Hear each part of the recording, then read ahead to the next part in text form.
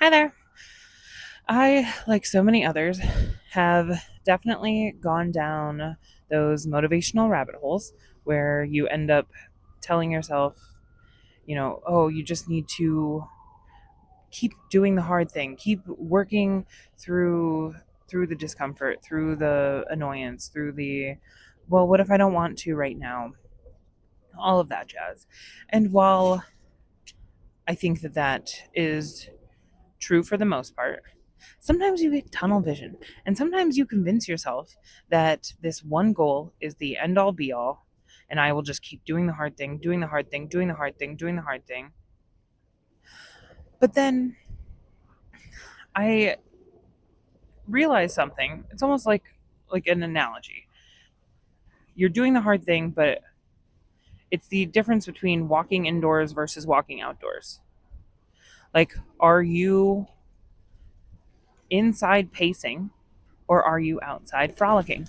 Oh, the birds just heard me say frolic, and I'm not gonna lie to you, I'm terrified of flying things. So, but we're rolling with it because we're widening our perspective, and part of that perspective is letting ourselves record when multiple people walk past and when birds scare the crap out of us.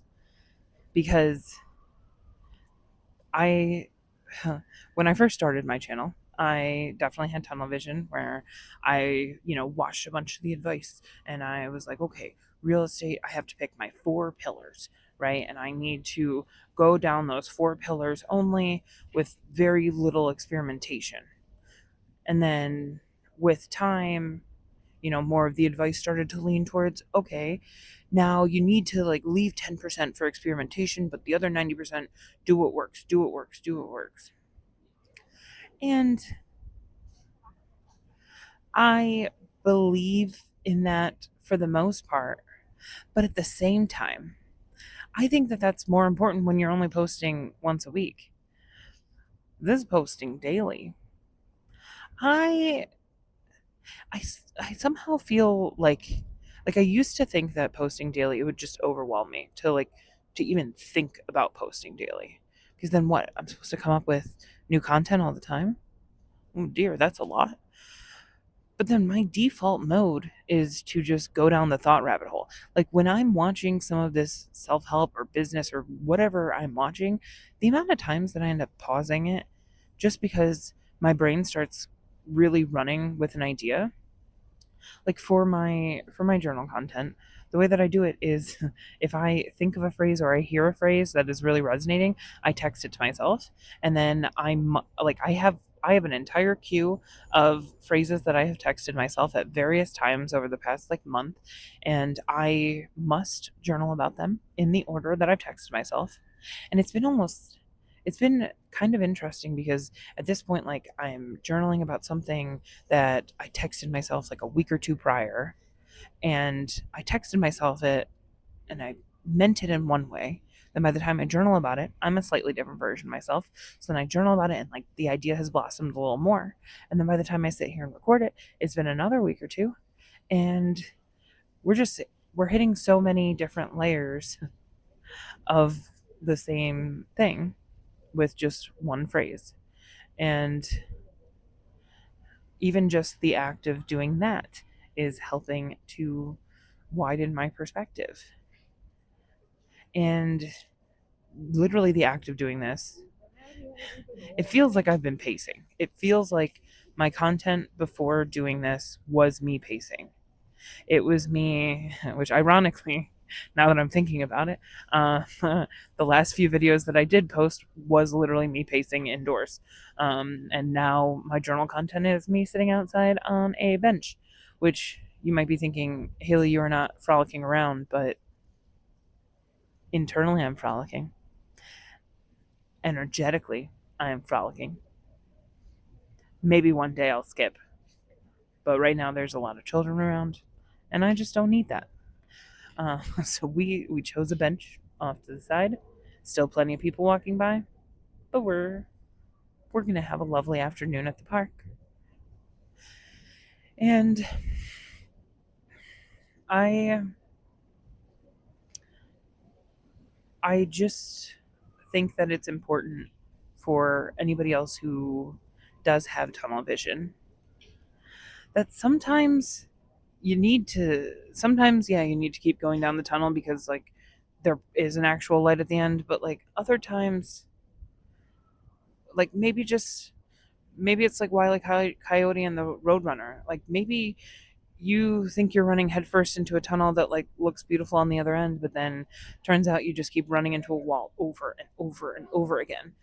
And maybe it's time to just like grab a chisel and like build your own tunnel, right?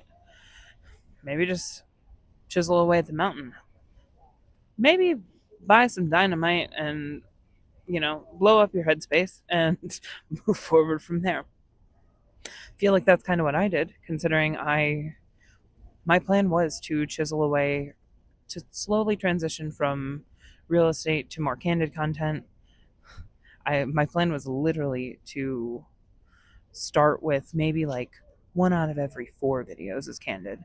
And then as time went on, I was like, you know, maybe like 50%. Could I get away with that? And then eventually I was like, oh, I think maybe like three out of four, 75%. And then I just eventually was like, why am I why am I still forcing myself to do content that doesn't serve me on a deeper level? It served my business, but I enjoy I enjoy consulting so much more, and I don't talk about it because I never felt like an expert to where I could talk about it.